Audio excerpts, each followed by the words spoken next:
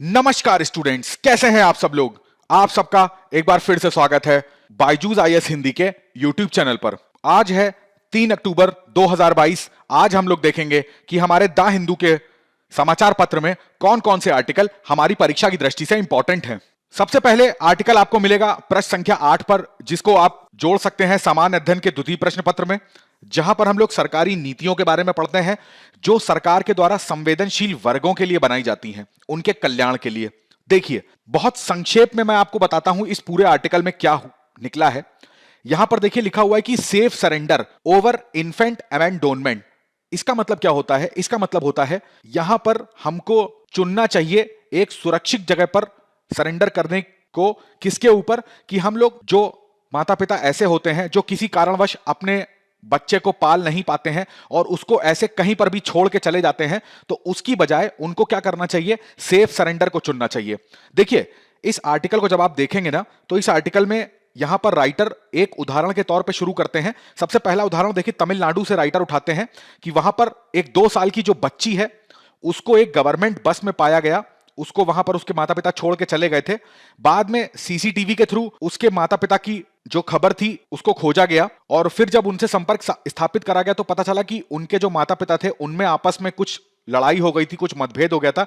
इस वजह से उसने अपने बच्चे का परित्याग कर दिया। दूसरा ही यहां पर एक उदाहरण पश्चिम बंगाल से राइटर उठाते हैं और वहां पर बताते हैं एक चाय की दुकान थी, क्लोज टी स्टॉल। यहां पर एक 2 हफ्ते के केवल बच्चे को यहां पर पाया गया कि उसको वहां पर कोई छोड़ के चला गया था। हालांकि उसके माता पिता का कोई भी पता नहीं लग पाया। बाद में उसको जो मेडिकल हॉस्पिटल था नियर, वहां पर उसको भर्ती कराया गया।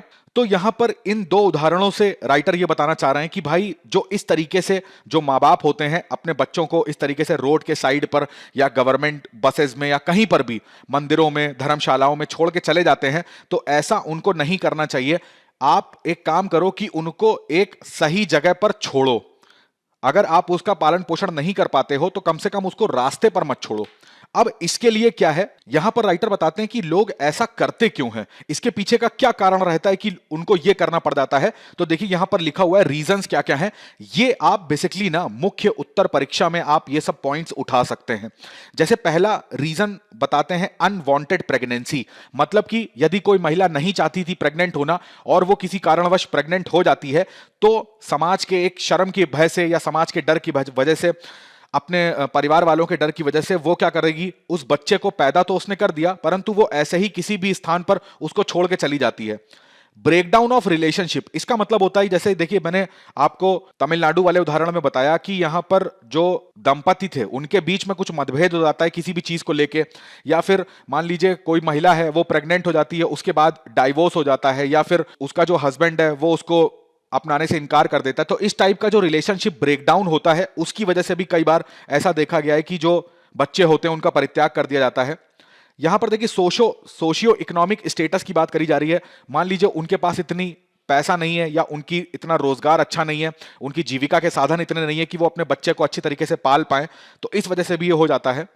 या फिर यहां पर बात करी जा रही है ड्रग एडिक्ट्स की या अल्कोहल एडिक्ट्स की। तो इसका मतलब है कि माता पिता में से कोई भी या दोनों ड्रग एडिक्ट्स हैं जो नहीं चाहते कि उनकी ये जो चीज है वो बच्चे के ऊपर आए, या फिर वो शराब बहुत ज्यादा पीते हैं तो ये जो उनकी आदत है वो उस बच्चे को लग जाए, तो इस वजह से भी अपने बच्चे का परित्याग वो कर देते हैं। तो यहां पर ये कुछ कारण हैं जिनकी वजह से यहां पर परित्याग कर दिया जाता है।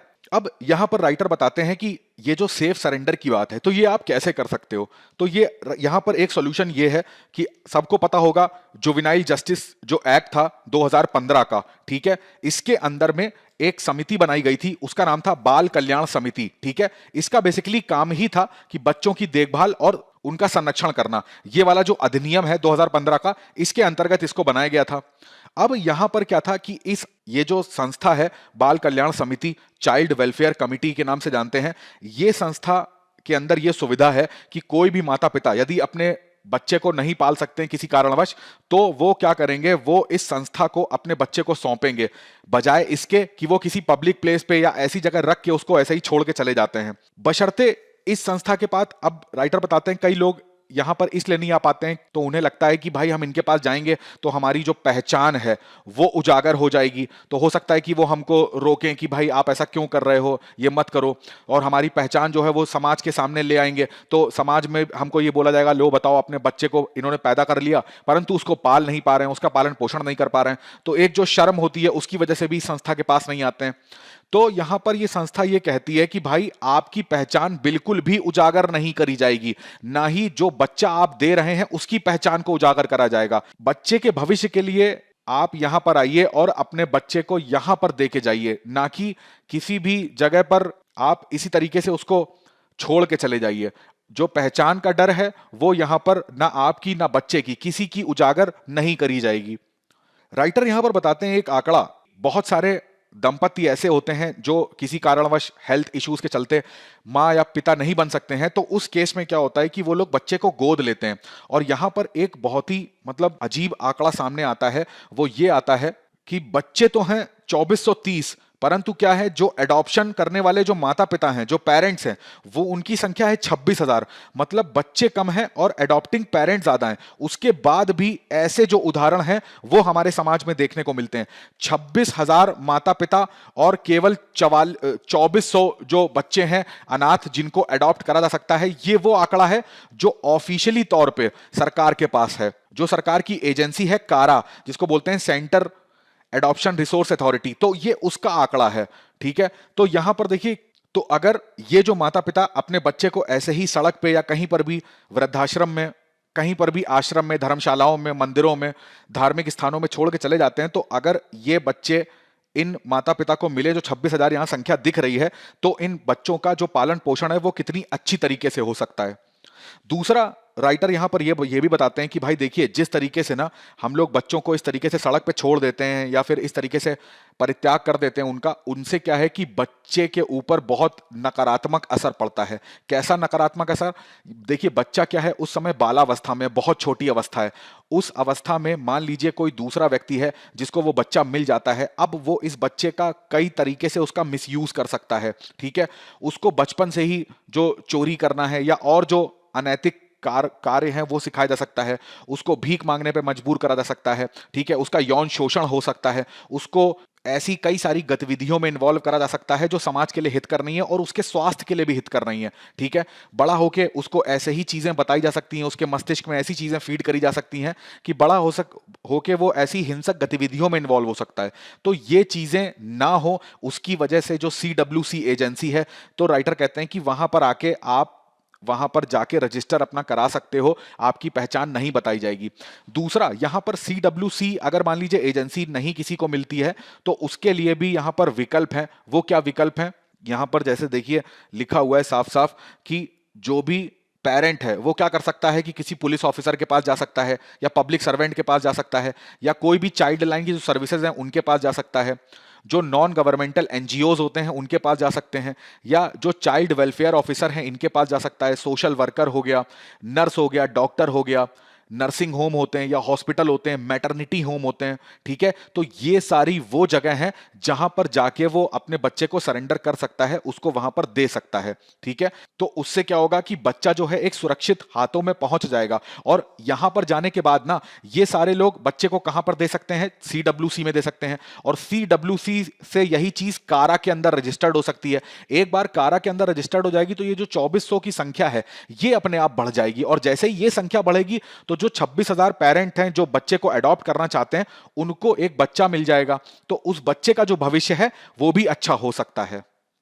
अब यहां पर जो इसका सॉल्यूशन राइटर बताते हैं वो बताते हैं अवेयरनेस, यानी कि जागरूकता से।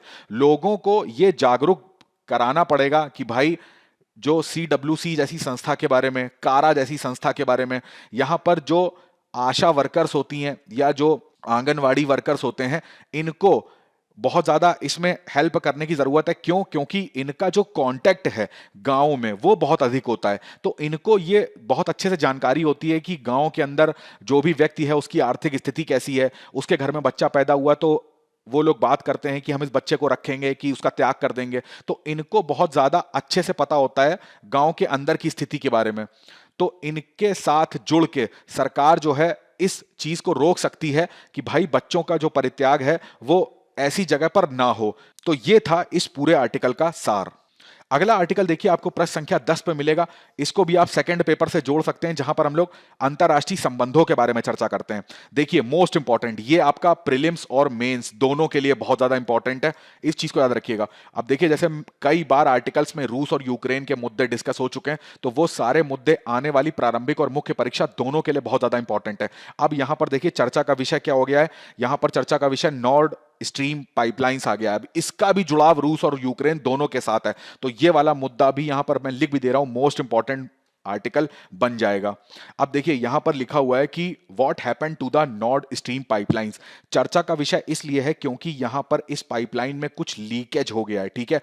टोटल 4 जगह लीकेज हो चुका है इस पाइपलाइन में। एक बार जरा मैप की सहायता से इसको देखते हैं। देखिए ये बाल्टिक सी है, और बाल्टिक सी में ये जो आप लहरें आप उठती हुई देख रहे हैं, ये क्या है कि ये मीथेन का रिसाव हो रहा है। यहां पर मीथेन का मतलब है जो प्राकृतिक गैस है ना, उसका रिसाव हो रहा है। तो रिसाव की वजह से यहां पर ये बुलबुले उठते आपको दिख रहे हैं। अब जाहिर सी बात है, पाइपलाइन की बात हो रही है तो वो समुद्र के बीच से गई होगी, तो यहां पर हो गए हैं इसमें लीक। तो लीक से ये क्या हो रही है, गैस निरंतर बाहर आ रही है। अब देखिए यहां पर थोड़ा सा इसको समझते हैं। ये है हमारा जर्मनी, जर्मनी का एरिया है, याद रखिएगा ग्रीस वॉल्ड, ठीक है। ये है रशिया, ये पूरा जो एरिया आप देख रहे हो ये पूरा रशिया का एरिया है। तो रशिया में 2 लोकेशन याद रखिएगा, दोनों बहुत ज्यादा इंपॉर्टेंट हैं। एक है व्योबोर्ग, एक है ऊस्ट लूगा। अब देखिए एक इसमें आप लाइन देख रहे हो जो एकदम ब्लैक कलर से बनी हुई है, तो जो ब्लैक कलर की लाइन है वो पाइपलाइन 1 है, ठीक है। इसमें यहां पर नॉर्ड स्ट्रीम पाइपलाइन 2 है, एक तो 1 और एक 2। और दूसरा वाला जो डॉटेड आप लाइन देख रहे हो ये दूसरी स्ट्रीम पाइपलाइन है, ठीक है। तो यहां से देखो पहली पाइपलाइन जो है वो व्योबोर्ग से निकलती है और ग्रीसवाल्ड तक आती है, दूसरी ऊस्ट लूगा से निकलती है और वो भी ग्रीसवाल्ड तक आती है। तो दोनों ही पाइपलाइंस जो है अगर मोटे मोटे तौर पे बोला जाए तो रूस से लेकर और जर्मनी तक आती हैं। इतनी चीज आपको बेसिक सी याद हो गई। अब देखिए यहां पर ये देश पड़ता है स्वीडन, ये पूरा आप मैप देख रहे हो ये स्वीडन का है। ये आप देखो एस्टोनिया, लातविया, लिथुआनिया, ठीक है, ये पोलैंड का मैप है। और ये हमारा जर्मनी स्टार्ट हो जाता है, यहां पर आपको डेनमार्क देखने को मिलेगा। तो यहां पर देखिए क्या हुआ है, 27 सितंबर को यहां पर 2 बार लीकेज हुआ है, मतलब 2 बार क्या 2 जगह पर लीकेज हुआ है। 26 सितंबर को इस जगह पर लीकेज हुआ है। कहने का मतलब है ये बाल्टिक सी आपको देख रहे हैं, ये भी मोस्ट इंपॉर्टेंट लोकेशन है। कौन कौन से देश इसके साथ सीमा साझा करते हैं आपको पता होना चाहिए। तो यहां पर ये जो 3 लीकेज देखने को मिल रहे हैं, तो ये आप कंट्री देखोगे तो स्वीडन के पास और पोलैंड के पास और डेनमार्क के पास ये लीकेज देखने को मिल रहा है। यहां पर डेनमार्क का एक आइलैंड है, important most important island location है बॉर्नहोम, ठीक है। इसको याद रखिएगा, ये प्रारंभिक परीक्षा में पूछ सकते हैं कि चर्चा में था बॉर्नहोम ये कौन से देश का हिस्सा है। तो ये डेनिश यानी कि डेनमार्क का हिस्सा है। तो इसी के जस्ट पास में इस पाइपलाइन पे लीकेज देखने को मिला है, ठीक है। तो इतनी बेसिक सी चीज आपको समझ में आई। अब जानते हैं जरा इस स्ट्रीम पाइपलाइन के बारे में। तो मैंने आपको बताया कि यहां पर 2 पाइपलाइन है, एक पाइपलाइन 1 है, एक पाइपलाइन 2 है। तो 1 जो पाइपलाइन है 2011 में इसको कंप्लीट कर लिया गया था, तब से ये आराम से इसके अंदर जो प्राकृतिक गैस है वो क्या होती है, वो रूस से और पूरा जर्मनी तक आती है। जर्मनी के अलावा भी यूरोप में बहुत सारे देश हैं जो इसका यूज करते हैं। हालांकि जर्मनी जो है इसका अकेले 40% यूज अकेले जर्मनी कर लेता है। तो यूरोप में अब जिस तरीके से देखिए क्या हो रहा है, अब ठंड आ रही है, ठीक है। तो जब ठंड आती है तो यूरोप में गैस की जो डिमांड है, जो मांग है, वो बहुत ज्यादा बढ़ जाती है। अब यहां पर क्या हुआ है, यहां पर उस दौरान हो गया है लीकेज। लीकेज की वजह से यहां पर गैस की सप्लाई कर दी है बंद। अब मैंने जैसा आपको बता रहा था कि नॉर्ड स्ट्रीम 1 जो है, ठीक है, ये तो 2011 से एक्टिव हो गई थी। नॉर्ड स्ट्रीम जो 2 है इसको अभी स्टार्ट नहीं करा गया था, 2021 में इसको बन के इसको कंप्लीट हो गया था, परंतु इसको अभी स्टार्ट नहीं करा गया था। ऐसा बोला जाता है कि नॉर्ड स्ट्रीम 2 जो है, जितना नॉर्ड स्ट्रीम 1 पाइपलाइन से गैस रूस से जर्मनी आती है ना, उससे दुगनी गैस, डबल मात्रा में गैस जो है वो स्ट्रीम पाइपलाइन 2 से आएगी। अब यहां पर कई सारे देश जो हैं वो एक दूसरे को ब्लेम कर रहे हैं इस लीकेज की वजह से।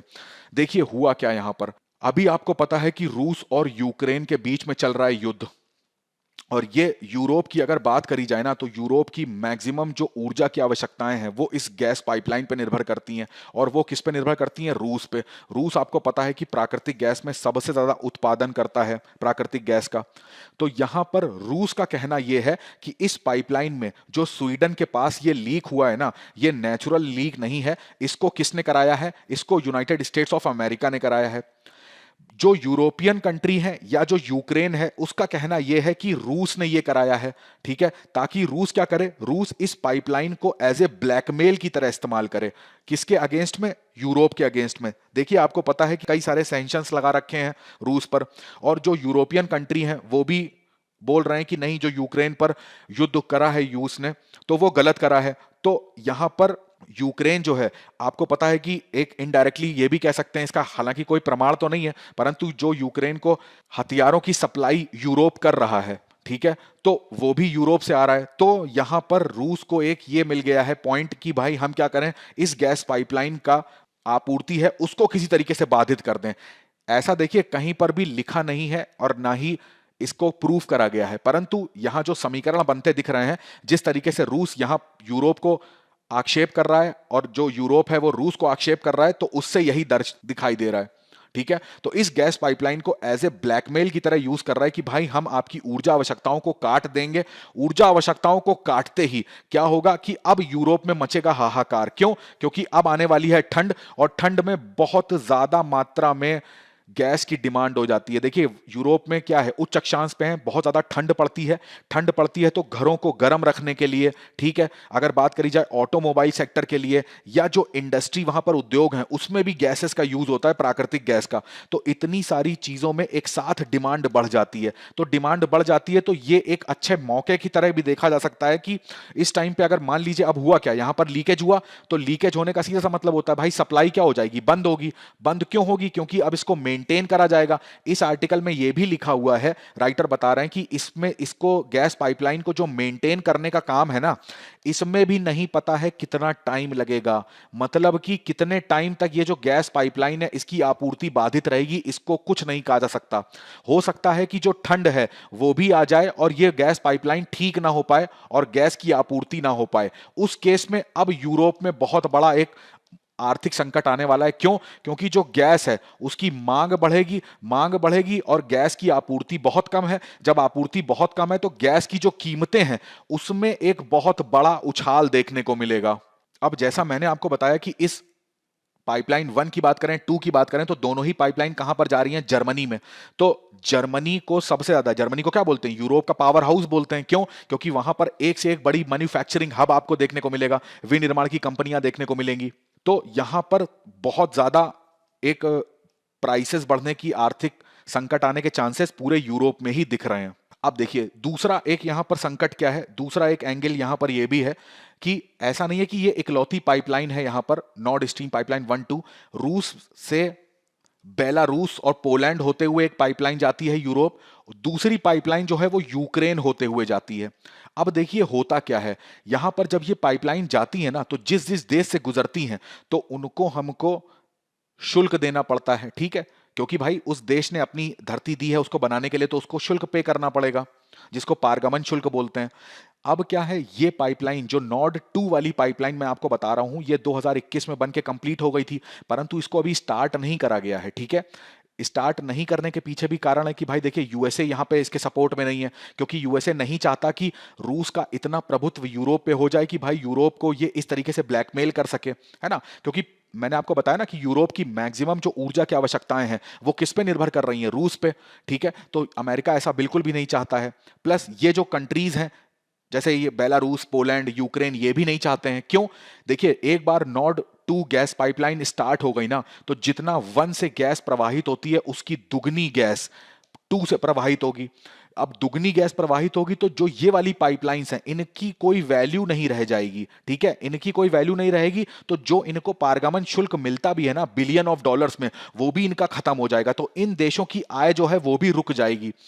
तीसरा, जो यूएसए को अभी लगता है, जिस तरीके से रशिया में भी आर्थिक संकट है, कोई इनका आर्थिक विकास दर इतनी अच्छी है नहीं, परंतु ये वाली जो नॉर्ड 2 गैस पाइपलाइन है इसको स्टार्ट करते ही बिलियन ऑफ डॉलर्स में जो रशिया की इकोनॉमी है वो तुरंत बूम करने लग जाएगी, तुरंत इकोनॉमी इसकी बढ़ जाएगी। तो उससे रशिया की इकोनॉमी पे भी एक पॉजिटिव सकारात्मक असर पड़ेगा, जो कि यूएसए नहीं चाहता।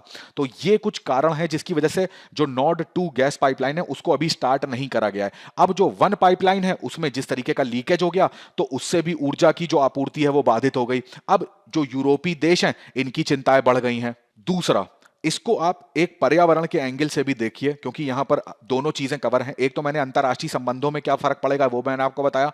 पर्यावरण के संदर्भ में आप देखोगे तो यहां से हो रहा था मीथेन गैस का रिसाव। ठीक है, ये मीथेन गैस आपको पता है कि अगर मान लीजिए आप CO2 की बात करते हैं तो CO2 क्या होती है? ये एक ग्रीन हाउस गैस है। ठीक है, ग्रीन हाउस गैस का मतलब होता है कि ये वायुमंडल का तापमान बढ़ाती है। आपको ये जानना बहुत ज्यादा इंपॉर्टेंट है कि अगर मान लीजिए 1 किलो आप मीथेन को जलाओगे ना तो 80 किलो CO2 के बराबर जितना टेम्परेचर होता है उतना टेम्परेचर केवल 1 किलो मीथेन में मिलेगा आपको। कहने का मतलब है मीथेन अगर रिसाव होता है इसका और ये वायुमंडल में जाती है तो जाहिर सी बात है तापमान को सोखेगी। तो CO2 से 80 गुना ज्यादा तापमान बढ़ा देती है ये हमारे वायुमंडल का।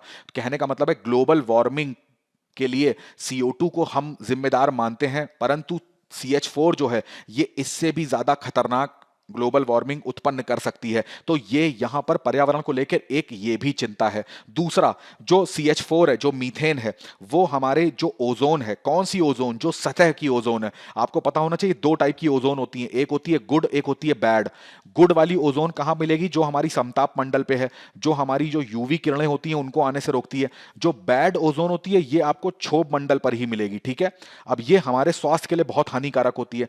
और इसी बैड ओजोन का एक प्रमुख घटक होता है CH4। तो जितना CH4 उत्सर्जित हो जाएगा वो इस बैड ओजोन को बनने में मदद कर देगा, और यही कहीं ना कहीं हमारा जो हृदय कैंसर होता है या फिर जो अस्थमा होता है उसके लिए उत्तरदायी हो जाएगा। तो एक तो पर्यावरण में ग्लोबल वार्मिंग बढ़ेगी, दूसरा बैड ओजोन बढ़ेगी जो हमारे मानव शरीर के लिए बिल्कुल भी अच्छी नहीं है। तो ये पूरा इस आर्टिकल का सार था। अगला आर्टिकल देखिए, आपको प्रश्न संख्या 9 पे मिलेगा। इसको आप थर्ड पेपर से जोड़ सकते हैं जहां पर हम लोग इकोनॉमिक डेवलपमेंट की बात करते हैं। देखिए, जैसा कि आपको पता है इस समय नवरात्र चल रहे हैं और दुर्गा पूजा जो है वो बहुत जगह इसको मनाया जा रहा है। यहां पर जो उदाहरण लिया गया है वो लिया गया है पश्चिम बंगाल का। आपको पता है कि पश्चिम बंगाल में कोलकाता की जो दुर्गा पूजा है वो वर्ल्ड में बहुत फेमस है। इसी फेमस होने के कारण इसको क्या करा गया था, जो मानवता की अमूर्त सांस्कृतिक विरासत है, ठीक है, इसकी सूची में इसको रखा गया था। इसमें 14वां स्थान इसको दिया गया था। ठीक है, इसको याद रखिएगा। यानी कि भारत की टोटल 14 साइट्स ऐसी हैं जो अमूर्त सांस्कृतिक विरासत में आती हैं। अब देखिए, दुर्गा पूजा क्या होता है, जैसे 5 दिवस का त्योहार होता है। ठीक है, अब जो नवरात्र की 5वीं रात होती है उससे स्टार्ट होके और दशमी जो दशहरा कहा जाता है वहां तक हम इसको मनाते हैं। यहां पर देवी दुर्गा की पूजा करी जाती है जिसको एक शक्ति के रूप में इनको सिंबलाइज करा जाता है। ठीक है, ऊर्जा स्त्री के रूप में एक सिंबलाइज करा जाता है। यहां पर एक संस्था है ब्रिटिश काउंसिल इन इंडिया, इसने 2021 में एक अनुमान लगाया था कि केवल दुर्गा पूजा से, आपको जान के बड़ा आश्चर्य होगा ये आर्टिकल क्यों मैंने कवर किया है, केवल दुर्गा पूजा से 32,000 करोड़ रुपए की आमदनी होती है पश्चिम बंगाल को। यानी कि अगर उसके घरेलू उत्पाद GDP की बात करें तो लगभग लगभग 2.5% का GDP में योगदान केवल इस इवेंट से होता है, जो केवल 5 दिन चलता है। पूरा साल का एक बजट निकालता है हर राज्य सरकार। तो एक साल के बजट की तो बात छोड़ दीजिए, केवल 5 दिन में अगर ये दुर्गा पूजा का जो फंक्शन होता है ये अच्छे से हो गया तो 2.5% ऑफ GDP अकेले योगदान कर देता है। वो चाहे मूर्ति निर्माण उद्योग की बात कर लें, वहां पे जो लाइटिंग आप देखते हो, प्रकाश उद्योग की बात कर लें, तो ये दोनों ही उसमें सम्मिलित रूप से शामिल होते हैं। परंतु यहां पर यह देखा गया, इस आर्टिकल में लिखा हुआ है कि 2020-21 के टाइम पे, जिस टाइम पे कोविड था, उस टाइम पे दुर्गा पूजा अब ये लग नहीं पाए, तो इसके जो बड़े बड़े पंडाल लगते हैं, बड़े बड़े जो आप देखते हो कि दुर्गा पूजा में बड़ी बड़ी मूर्तियां रखी जाती हैं और लोग आते हैं वहां पर। ठीक है, बहुत सारे रिटेलर ऐसे होते हैं, खुदरा व्यापारी होते हैं, उनका व्यापार होता है। बहुत सारे जो रोड साइड मार्केट होती है उसका व्यापार होता है। तो वो सारी चीजें नहीं लग पाई, जिससे एक बहुत बड़ा नुकसान हुआ पश्चिम बंगाल के बजट में। तो यहां पर राइटर बताते हैं कि ये जो त्योहार है कि जो इतना बड़ा योगदान करता है इसकी GDP में, जिसको हमने यूनेस्को की जो कल्चरल हेरिटेज है उसमें स्थान मिला है, उसमें उसको इस बार यानी कि 2022 में जो चल रहा है ना, तो यहां पर ये जो 2020 और 21 का जो नुकसान था उसको 2022 में हम कैसे कवर कर पाएंगे। तो यहां पर जो रिकवरी की बात हो रही है, तो यहां पर बात हो रही है के शेप रिकवरी की। यहां पर देखिए आप लिखा हुआ है के शेप रिकवरी कर्व। अब देखिए के शेप रिकवरी कर्व क्या होता है, मैं आपको समझाता हूं, बड़े ध्यान से सुनिएगा, ये प्रीलिम्स के लिए बहुत इंपॉर्टेंट हो जाएगा। के आप लोग ऐसे बनाते हैं ना, ऐसे इंग्लिश में के बनाते हैं, कैपिटल वाला जो के होता है। अब देखिए होता क्या है, कोविड के टाइम पे ना बहुत सारे जो उद्योग थे उनको नुकसान हुआ, सभी उद्योगों को कुछ ना कुछ नुकसान जरूर हुआ। मगर जब कोविड के बाद लॉकडाउन खुला तो धीरे धीरे से हमारी जो इकोनॉमी थी वो ग्रो करना स्टार्ट हुई। अब जो जो सेक्टर ग्रो कर रहे थे उसमें कौन कौन से सेक्टर आएंगे, यहां पर जैसा लिखा हुआ, जैसे टेक्नोलॉजी सेक्टर जो था, जो रिटेल सेक्टर था, खुदरा मार्केट जो था, जो हमारा सॉफ्टवेयर सेक्टर था, आईटी सेक्टर जिसको बोलते हैं, हमेशा से बूम रहता है भारत की जीडीपी में बात करी जाए, या सर्विस सेक्टर में हम वर्ल्ड में बहुत अच्छा परफॉर्म करते हैं, तो सॉफ्टवेयर सेक्टर हो गया, सर्विसेज का जो सेक्टर था वो उसकी बात कर लें। ठीक है, तो ये कुछ सेक्टर ऐसे थे जो रिकवर हो गए। रिकवर होने का मतलब है जो तंगी आई थी, जो मंदी आई थी, जो एकदम खत्म हो चुके थे, ये अब बढ़ना स्टार्ट होंगे। अब आपको पता है सॉफ्टवेयर की बात करें, सर्विस सेक्टर की बात करें, तो इसमें क्या हो गया था, इसमें पूरी तरीके से कामकाज तो बंद था नहीं। इसमें क्या हो गया था, आपने पता है कि वर्क फ्रॉम होम हो गया था। ठीक है, तो लोग घर से अपना काम करने लग गए थे, कंप्यूटर में, लैपटॉप में, वो सारी जो कोडिंग होती है सॉफ्टवेयर को बनाना या सर्विसेज देना, तो वो घर से ही स्टार्ट थी। तो एक तरह से देखा जाए तो जब लॉकडाउन खुलेगा, लोग अब ऑफिस आना स्टार्ट करेंगे, तो ये और अच्छे से बूम करेगा। इसके अलावा कुछ सेक्टर ऐसे हैं, जैसे बात करी जा रही है पर्यटन, ट्रैवल का सेक्टर की बात कर लें, ठीक है, टूरिज्म की बात कर लें, एंटरटेनमेंट सेक्टर की बात कर लें, मूवीज की, सिनेमा हॉल्स की। जो अब सिनेमा हॉल जो होता है ना, अगर उसमें मूवी नहीं लगती है, वो उसमें कोई पिक्चर देखने नहीं आता है, तो केवल ऐसा नहीं है कि सिनेमा हॉल के मालिक को नुकसान होता है। अब इसमें देखेंगे आप कोल्ड ड्रिंक्स वाले, पॉपकॉर्न वाले, या कई सारे इसमें बाहर पार्किंग लगाते हैं वो लोग। ठीक है, इसमें इलेक्ट्रिसिटी नहीं बनती है, इलेक्ट्रिसिटी यहाँ पर ऑन नहीं होती है, तो इलेक्ट्रिसिटी का बिल नहीं जाता है, तो बिजली विभाग को भी नुकसान हो रहा है। तो कई सारे इनडायरेक्ट सेक्टर ऐसे हैं जो एक सिनेमा हॉल के ना चलने से जिसमें नुकसान होता है। एंटरटेनमेंट की बात कर लें तो यहां पर हॉस्पिटैलिटी की बात हो रही है, हॉस्पिटल की बात नहीं हो रही है। ठीक है, ये हॉस्पिटैलिटी का मतलब है जो होटल वाला हमारा टूरिज्म था वो रुका, जो फूडिंग का इंडस्ट्री थी लॉकडाउन के बाद से, ठीक है, उसमें नुकसान हुआ। तो ये सब जो इंडस्ट्री ऐसी हैं, ये एकदम से लॉकडाउन खुलने के बाद उठी नहीं है, तो यानी कि इसकी जो रिकवरी है वो धीरे धीरे हो रही है। और धीरे धीरे का मतलब है अभी बहुत जगह देखा गया कि नहीं भी हो रही है। तो देखो के में एक तो ये हो गया लाइन, एक लाइन ये हो गई, तो जो ऊपर जाने वाली लाइन है ना, ये वो लाइन है जिसमें रिकवरी होना स्टार्ट हो गई है। जो मैंने आपको ये सारी चीजें बताई, इसको आप रखेंगे ऊपर। ठीक है, तो यानी कि जो व्यक्ति टेक्नोलॉजी में काम कर रहा है, सॉफ्टवेयर में काम कर रहा है, तो वो तो विकास कर रहे हैं। अब जो व्यक्ति टूरिज्म में लगा हुआ है, होटल इंडस्ट्री में है, या फूडिंग इंडस्ट्री में है, ठीक है, या बात करी जा रही है ट्रांसपोर्ट सेक्शन में है, तो उनका अभी उतना डेवलपमेंट नहीं हो रहा है। इस ग्राफ को ध्यान से देखो, कुछ सेक्टर ऐसे हैं जो रिकवर कर रहे हैं, बट कुछ अभी धीरे धीरे भी रिकवर नहीं कर रहे हैं, उनको अभी थोड़ा टाइम लगेगा। तो इस टाइप की जो इकोनॉमी की रिकवरी होती है, तो उसको के शेप रिकवरी कहते हैं। तो यही पॉइंट यहां पर देखा जा रहा है कि भाई ये जो पश्चिम बंगाल में दुर्गा पूजा का जो इवेंट है ना, वो अब 2022 में जिस तरीके के आंकड़े अब सामने आएंगे, तो उससे पता लगेगा कि इसमें किस टाइप की रिकवरी हुई। परंतु यहां पर कुछ, जैसे 2021 की बात करें, पिछले साल की बात करें, तो लॉकडाउन थोड़ा थोड़ा मात्रा में खुला था, परंतु दुर्गा पूजा उतने वृहद स्तर पे नहीं हो रही थी। ठीक है, बट जहां जहां पर हो रही थी छोटे छोटे पंडाल तो तब भी लगे थे। अचानक से सॉफ्टवेयर वाला व्यक्ति तो खुल के वहां की जो ग्रोथ थी वो होने लगी, परंतु दुर्गा पूजा से जो ग्रोथ होनी थी वो खुल के नहीं हो पाई। तो अभी उसको बोला जा रहा है कि इस सेक्टर में के शेप्ड रिकवरी जो है वो होगी। ठीक है, ये मैंने आपको बताया कि के शेप्ड रिकवरी जो होती है वो मंदी के बाद अर्थव्यवस्था के विभिन्न हिस्सों में अलग अलग दर पे और अलग अलग समय के हिसाब से होती है। कुछ सेक्टर तो एकदम से बूम कर जाते हैं, परंतु कुछ सेक्टर अचानक से बूम नहीं करते हैं। इस चीज को ध्यान रखिएगा। अगला आर्टिकल देखिए, आपको पृष्ठ संख्या 14 पर मिलेगा। उसको आप सेकंड पेपर से जोड़ सकते हैं, जहां पर हम लोग सरकारी नीतियों के बारे में चर्चा करते हैं। अब ये आपकी प्रारंभिक परीक्षा के लिए बहुत जरूरी है। मेंस परीक्षा में इसको आप कोट कर सकते हैं, ठीक है। स्वच्छ भारत अभियान की बात होगी या स्वच्छ सर्वेक्षण की बात होगी, तो इसके फैक्ट्स आप उठा के वहां पर कोट कर सकते हैं। देखिए क्या हुआ है, स्वच्छ सर्वेक्षण जो ग्रामीण है 2022 ये घोषित कर दिया गया है। जैसा कि आप देख पा रहे हैं, ये हमारी माननीय राष्ट्रपति हैं, तो इन्होंने अवार्ड दिया है। सबसे नंबर 1 पर कौन आया है? नंबर 1 पर आया है तेलंगाना राज्य, ठीक है। तेलंगाना राज्य जो है वो ग्रामीण सर्वेक्षण में सबसे नंबर 1 पर है। उसके बाद बात करें तो हरियाणा आएगा, उसके बाद तमिलनाडु आएगा। ये फैक्ट आप याद रखिएगा, ये आपसे प्रारंभिक परीक्षा में कथन के फॉर्म में पूछ सकते हैं।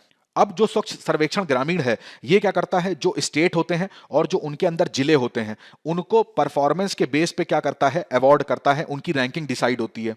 कहां कहां पर जो ओडीएफ प्लस जिले हैं या ओडीएफ फ्री जिले हैं, उनकी बात करते हैं तो उनको यहां पर रैंकिंग दी जाती है। टॉयलेट्स के यूज की बात करें या जो हाथ धोने की जो एक नियमित प्रक्रिया होती है उसकी बात करें, साबुन के द्वारा जो वाटर सप्लाई होती है घरों में टैप के थ्रू, ठीक है। तो ये सारे पॉइंट्स ऐसे हैं जो यहां पर गांव के अंदर देखे जाते हैं। उसी के आधार पर उस राज्य को विनर घोषित करा जाता है। यहां पर देखिए एक स्टेटमेंट ये हमारे राष्ट्रपति के द्वारा दिया गया है कि जब से ये स्वच्छ भारत मिशन ग्रामीण स्टार्ट हुआ है 2014 से, तो 11 करोड़ टॉयलेट जो हैं वो बनाए जा चुके हैं। तो इस चीज को आप याद रखिएगा। अगला आर्टिकल देखिए, प्रश्न संख्या 11 पर आपको मिलेगा। इसको आप सामान्य धन के द्वितीय प्रश्न पत्र, सॉरी यहां पर थर्ड होना चाहिए, सामान्य धन के थर्ड प्रश्न पत्र से जोड़ेंगे, जहां पर आप विज्ञान एवं प्रौद्योगिकी के बारे में पढ़ेंगे, ठीक है। अब देखिए यहां पर किसकी बात हो रही है, यहां पर बात हो रही है सैटकॉम की, यानी कि सैटेलाइट कम्युनिकेशन। कई बार आपने सुना होगा इसको न्यूज में। देखिए इसमें क्या हो रहा है, सैटेलाइट ब्रॉडबैंड सर्विसेज की बात हो रही है। ब्रॉडबैंड का सीधा सा मतलब होता है, जैसे आप जो इंटरनेट घरों में यूज करते हैं ना, तो आप ब्रॉडबैंड आपने लगवाया होगा या आपने कोई फाइबर की लाइन लगवाई होगी, तो उसी को और अच्छा कैसे करा जा सकता है, यहां पर राइटर इस आर्टिकल में वही बता रहे हैं। अब देखिए सैटकॉम का मतलब क्या है, सैटकॉम का मतलब मैं आपको बताता हूं। जैसे देखिए अब ये कोई जगह है, ठीक है, यहां पर इंटरनेट कैसे पहुंचाया जा सकता है। एक तो तरीका होता है यहां पर जो ये मोबाइल के टावर्स होते हैं उसके थ्रू यहां पर इंटरनेट पहुंचाया जाए। दूसरा तरीका होता है कि अंडरग्राउंड फाइबर ऑप्टिक्स की जो लाइन होती हैं, ठीक है, उनको बिछा दिया जाए, तो उससे भी इस घर में इंटरनेट पहुंच सकता है। तो ये दो तरीके हैं। अब मान लीजिए ये जो जगह है वो किसी पहाड़ी इलाके में आती है, जहां का जो स्थलाकृति है बहुत उबड़ खाबड़ है, या ये किसी ऐसी आदिवासी जगह में आती है, दूर दराज के ग्रामीण जगह आती है जहां पर टॉवर अभी तक नहीं लगा है, या टॉवर लगाने का वहां पर मान लीजिए बहुत ज्यादा खर्चा आना है, ठीक है। तो उस केस में अब इसको मुख्य धारा में कैसे शामिल करा जाएगा। मुख्य धारा में शामिल करने का यहां पर तात्पर्य यह है कि हम लोग बात करते हैं इंक्लूसिव ग्रोथ की, है ना, समावेशी विकास की। तो समावेशी विकास का मतलब क्या होता है कि जो शहरी क्षेत्र के लोग हैं या जो ग्रामीण क्षेत्र के लोग हैं या जो पहाड़ी क्षेत्र के लोग हैं, इन सबका विकास होना चाहिए। इन सबको बैंकिंग सर्विसेज से जोड़ो, इन सबको जो इलेक्ट्रॉनिक मीडिया है उससे जोड़िए, जो यहां पर ई गवर्नेंस है उससे जोड़िए। तो ये सब कैसे जुड़ पाएगा, जब इनके घर तक हम यानी कि सरकार इंटरनेट पहुंचाएगी। अब मान लीजिए कहीं पर जो टॉवर है वो लगाना इतना आसान नहीं है, कहीं पर फाइबर ऑप्टिक्स की केबल बिछाना इतना आसान नहीं है। उस केस में हमारे पास सबसे अच्छा तरीका क्या होता है, वो होता है सैटेलाइट कम्युनिकेशन यानी सैटकॉम का। अब देखिए जैसे कि ये है पृथ्वी, ठीक है, पृथ्वी के चारों तरफ घिरा हुआ है वायुमंडल। अब सबसे जो निचली कक्षा होती है वो कौन सी है, लियो, है ना, 250 किलोमीटर पे। यहां पर राइटर बताते हैं कि क्या करें कि सैटेलाइट का एक बहुत बड़ा ऐसा जाल टाइप का बिछा दें। ये सैटेलाइट का जो जाल होगा ना, अब मान लो ये है हमारा प्यारा भारत, तो इसके ऊपर ये सैटेलाइट जो रहेंगे, इन्हीं सैटेलाइट्स को क्या बोला जाएगा, ये सैटकॉम सैटेलाइट्स होंगे। सैटकॉम का मतलब है कि अब भारत में किसी भी एक जगह आप चुन लीजिए, मान लीजिए लद्दाख की बात कर रहे हैं, तो अब लद्दाख में जो व्यक्ति बैठा है वो भी इंटरनेट कैसे यूज कर सकता है। अब मान लीजिए वहां पर टावर नहीं है या वहां पर लाइंस नहीं बिछी हैं, तो वो इंटरनेट कैसे यूज करेगा, वो यूज करेगा इन सैटेलाइट के थ्रू, ठीक है। सैटेलाइट क्या करेगा, पूरे भारत में जो ब्रॉडबैंड की सुविधा है अब वो देगा, वो पूरे भारत में कम्युनिकेशन स्टैब्लिश करेगा। तो देखिए यहां पर जब सैटेलाइट की बात करते हैं तो जाहिर सी बात है अब उसमें पहाड़ हो गए या जंगल हो गए, ये सब तो मैटर ही नहीं करेंगे। तो हर एक जगह पर इसकी पहुंच हो सकती है। हां, यहां पर एक रुकावट ये आ सकती है, वो याद रखिएगा कि मान लीजिए जो वायुमंडल का मैंने उदाहरण लिया था, अब यहां पर बादल हैं, ठीक है, या फिर किसी ऐसी जगह पर जहां पर बहुत ज्यादा विषुवती रेखा की बात कर लें तो वहां पर बहुत ज्यादा घने वन पाए जाते हैं, है ना, घने वन, विषुवती रेखा को छोड़ दिया जाए, या बादलों वाली जो रात होगी या दिन होगा तो उस टाइम पे यहां पर दिक्कत आ सकती है नेटवर्क मिलने में। अदरवाइज जो सैटेलाइट कम्युनिकेशन है वो एक बहुत अच्छा उपकरण साबित हो सकता है ग्रामीण परिवेश को, पहाड़ी लोगों को समावेशी विकास के साथ जोड़ने में। अब यहां पर केवल इंटरनेट का, अब एक बार अगर आपने किसी गांव में इंटरनेट की सुविधा दे दी तो देखिए जो डीबीटी की बात है, डायरेक्ट बेनिफिट ट्रांसफर की बात है, या जो सरकारी योजनाओं की बात है, ठीक है, कोई भी इसको एक काम करना है, ई गवर्नेंस की बात करी जा रही है, ई शॉपिंग की बात करी जा रही है, वो घर बैठे शॉपिंग कर सकता है, तो शॉपिंग करेगा तो भी जीडीपी में योगदान दे रहा है, ई गवर्नेंस की सुविधाएं दे रहा है तो सरकार के पास इसकी सारी इंफॉर्मेशन पहुंच रही है, इसकी योजनाओं का भली भांति लाभ ये ले पा रहा है व्यक्ति। दूसरा अगर बात करी जाए मान लीजिए मेडिकल सेवा की, तो टेली मेडिसिन की यहां पर बात कर रहे हैं, तो टेली मेडिसिन के क्षेत्र में भी घर बैठे अगर इसको कोई बीमारी हुई तो शहर के किसी अच्छे डॉक्टर के साथ वीडियो कॉन्फ्रेंसिंग के थ्रू ये बात कर पा रहा है, घर बैठे बैठे दवाइयां मंगा पा रहा है जो इसके गांव में नहीं मिलती हैं। तो इतनी सारी सुविधाओं में प्लस बैंकिंग सर्विसेज सबसे इंपॉर्टेंट, तो बैंकिंग सर्विसेज कर रहे हैं तो यानी कि वित्तीय समावेशन कर रहे हैं, फाइनेंशियली जो ग्रोथ है वो भी इसको मिल रही है। तो इतनी सारी सर्विसेज का यूज घर बैठे हो रहा है केवल किस वजह से, इंटरनेट से इसके जुड़ाव की वजह से। और ये इंटरनेट का जुड़ाव कैसे हुआ है, सैटेलाइट के थ्रू। तो सैटकॉम यहां पर बहुत ज्यादा इंपॉर्टेंट हो जाता है, satellite broadband services in India, ठीक है। ये इस पूरे आर्टिकल में इसका सार यहां पर राइटर बता रहे हैं।